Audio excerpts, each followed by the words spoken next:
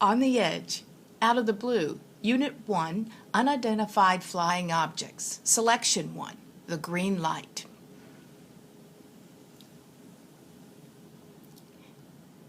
Page 1.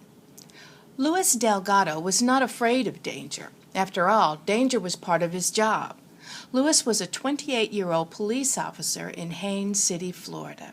He expected to run into trouble once in a while, but he was not prepared for what took place on March 19, 1992.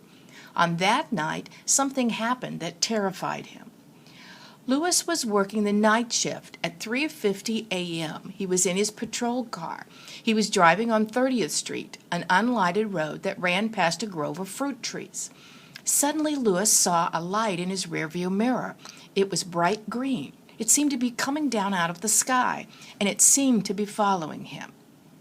A few seconds later, the inside of the patrol car was bathed in the strange green light.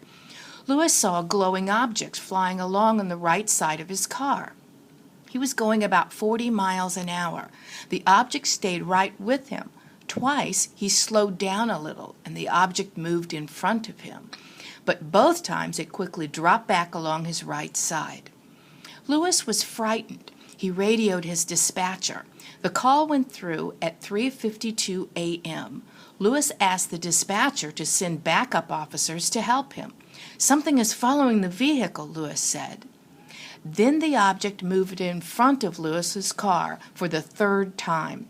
The green light was so bright that Luis had to squint to see. The object looked like some sort of spacecraft. It was about 15 feet wide and was flying about 10 feet off the ground. The bright light made it hard to see. Luis pulled his car over to the side of the road. When he did so, the engine died. The lights went out too. When Luis stopped, the unidentified flying object, or UFO, also stopped. It hovered in the air about 20 feet away from him. Luis didn't know what to do. He tried to call the dispatcher again, but the radio had gone dead.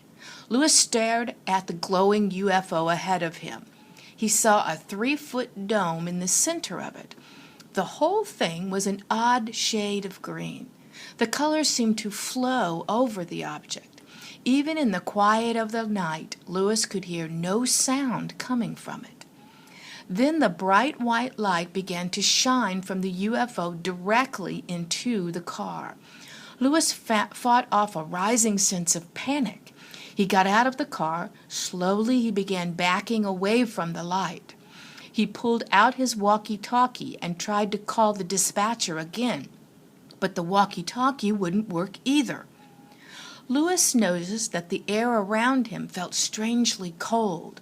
The temperature in the region that night was a mild 60 degrees, but Luis was shivering and he could see his breath. Page 2. Then, without a warning, the UFO started to move again. It flew away at the dizzying speed. 2 or 3 seconds later, it was out of sight. Still terrified, Luis slowly made his way back to his patrol car. He managed to sit down in the driver's seat, but he kept the door open and one foot on the ground. That was how the backup officers found him when they arrived at 3:56 a.m. He was shaking and crying, and he was so scared that at first he couldn't even speak. By the time the other officers arrived, Luis's police radio was working again. The car engine and lights were working too. There was no sign of any UFO. Still, the officers who saw Luis knew that something had happened. Said Sergeant H.L. Bartley, "I don't know. He saw something strange out there that morning." Others didn't doubt either. Later that morning, Luis was given a physical exam.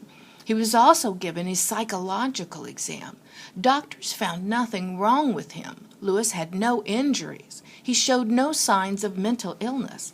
There was nothing to suggest that he was losing touch with reality. In time, he recovered from his fright. He continued to do his job as a police officer. But 7 years after the event, he still believed that what he saw was real. "It was so vivid in my mind," he said. "It was the strangest experience of my life." Dr. Mark Rodghiver reviewed Lewis's case. Dr. Rodghiver had spent years studying UFOs.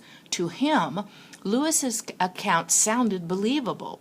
Rodghiver knew of more than 400 other cases in which a UFO had seemed to stalk someone driving a car. Often the UFO flashed a bright light into the vehicle. Often people felt a change in the temperature of the air. And often the UFO left suddenly at a very high speed. Some people have theories about why Lewis's radio stopped working. The UFO might have created a strange electrical field. Lewis's engine might have died because of some weird magnetic pull, or perhaps the fuel line was affected by the sudden drop in temperature. Everyone is sorry that no tests were done at the time. No one tested the patrol car, and no one tested the ground near where Lewis stopped. Those who believe Lewis think tests would have shown he was telling the truth. Those who don't believe him think tests would have shown he was lying.